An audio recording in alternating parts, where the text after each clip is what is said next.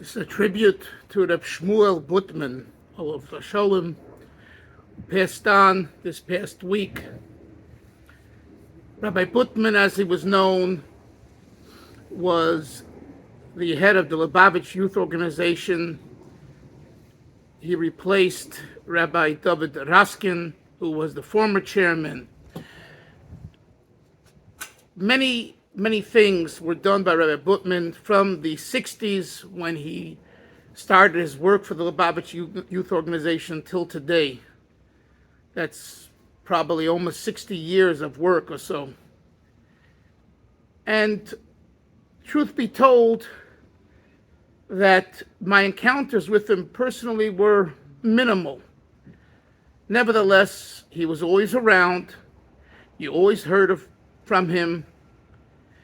And of course, he had the last 10, 15 years a remarkable Motzoei Shabbos program where he always told over a story, which is the tradition to say a story Motzoei Shabbos after the Shabbos at the special event called the Malava Malka, and then he would share a synopsis of a talk from the Rebbe from a Sikha.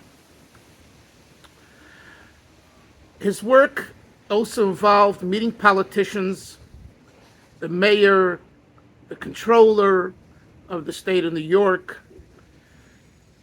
He did work and had connections in Albany. So he was what you would call a macher. Okay, he got around.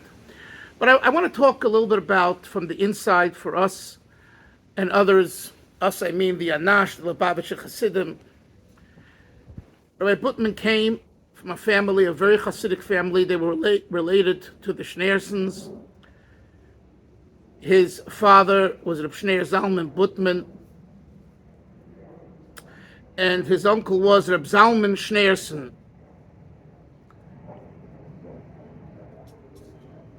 Rabbi Butman's older brother, who passed on a year or two ago, and I made a clip about him, and him I knew a little better in speaking with him. He lived in Tel Aviv, and he was a very special person. His name was Reb Sholem Ber Butman. His two sisters are Baruch Hashem still alive. The oldest being Rabbi Kahn, Rabbi Yoel Kahn's wife, and another sister, Mrs.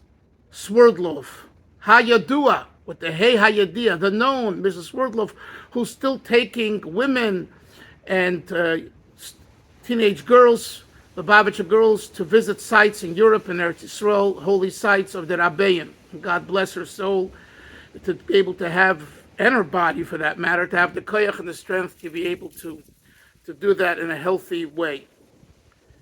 So he came from a prominent Lubavitch home, a home that was not just a Hasidic home, but a home that also had connections to the Rabbeim. And the Butman boys and girls were in Paris when the Rebbe visited in 1947, and they always told stories about it. And in fact, I think Rabbi Shmuel Butman wrote a book about the Rebbe's being in Paris, in France, over the years. The Rebbe lived there from 1933 to 1940 approximately, and then later visited and brought his mother back in 1947. Two things stand out connecting Rabbi Butman with the Rebbe. One, the Siyum HaRambam. The Rebbe looked at him and wanted of him, and he implemented it to make a yearly Siyum HaRambam for 40 plus years.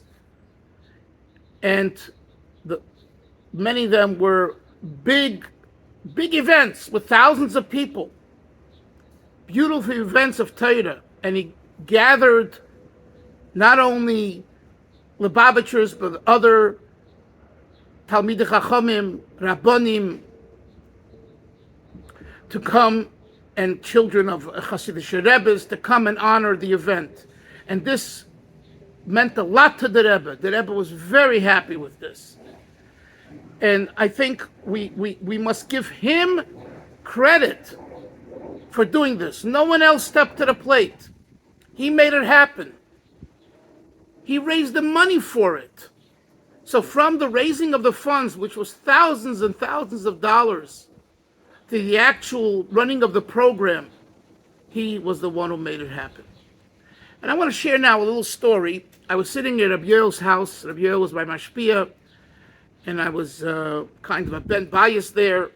I had the honor of spending many meals with Rabbi Yoel and Rebbe Kahn. And this was a Simchas Torah. I think it was 2001 or 2000, I think. I was married. I already was doing my work. And for Yom Tov, I would come to Crown Heights. And I went to sit with Rabbi Yoel, to eat with them, and to hear him, his Divrei Torah, his Chasidis, his Nigunim. And the two brother-in-laws came in separately. The two brothers, Rabbi Shalom Ber Butman, who was there from Eretz Yisrael, and Rabbi Shmuel Butman. When Rabbi Shalom Ber came in, I saw this. He gave him such a hug. They hugged each other. They gave a Chasidische kush. It was so warm. It was so family. It was a lesson that I'll never forget. A lesson in Bruderschaft, in brotherliness, in Avas Chasidim. True love between Chasidim. That's one thing that I saw. Then Rabbi Shmuel Butman came in, and he was already kind of intoxicated, at least very, very lively and happy. And he started with singing a Moshiach song. Rabbi Yoel hadn't gotten to the level of intoxication or that level of liveliness. And I don't know why, and I don't want to know why, but Rabbi Yoel kind of took a stern he reacted sternly. He says, Shmuel, head off mit den Narishkeiten. Stop with these silliness. Now, believe me, Rabbi Yoel Kahn believed the Moshiach and everything else. Trust me, okay? That's not the point. I guess he felt at Simchas Torah, Rabbi Yoel would always say about Purim, make yourself silly on Tisha B'Av and be focused on Purim. Don't be silly on Purim. And I would say the same thing, Simchas Torah, Bechlal, the way Chasidim in Tel Aviv, in the Nachos Ben Yom Shul, they would daven a normal davening. They didn't finish 5 in the afternoon. They finished probably 1, 2 o'clock.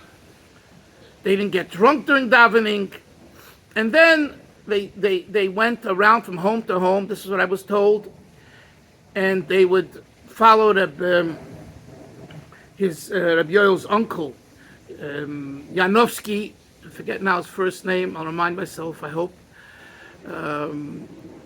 And he would sing Chasidische Nigunim with tears, and they would walk in the streets to different Chasidim's houses, and the young boys and others walked behind them. And that's how they spent their afternoon, and then they ended with a farbrengen. It was the most, special, spiritual and holy experience. And Rabbi Yoel was used to that. So when Shmuel, when his brother-in-law came in, and he was very kind of lively to the point where he was like, a little loud, and Rabbi Yoel said, relax, calm down, take it easy, and stop, playing the game, Again, he didn't say those words. I'm just telling you, me as a 30-plus-year-old man, the way I picked it up, and maybe I got it all wrong, and it's fine. But I want to look at the positive. That Shmuel Butman was very committed to publicizing the whole idea that Moshiach is coming, or Moshiach is here, and things like that. Okay? Now, he was criticized. Let's not, it's very important to be honest, or a person's soul returns to heaven. He was criticized for some things. But notwithstanding that criticism, we're all criticized. Anyone that's not criticized is not normal. Okay? The point is, he kept to what he was focused on, what he believed. And he in his program, the Motzei Shabbos program that I told you about, it was between the lines to build the Emunah and Moshiach. It should be relevant now, because that's what the Rebbe said.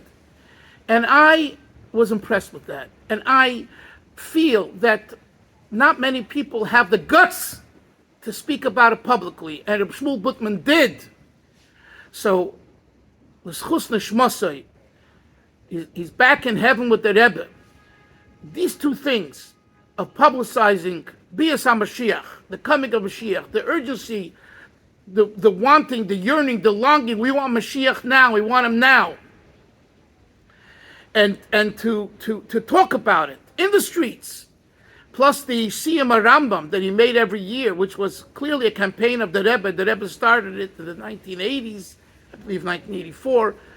These are two things that he definitely goes right into Gan Eden, to paradise, and he goes to the Rebbe and he says, let's do it now.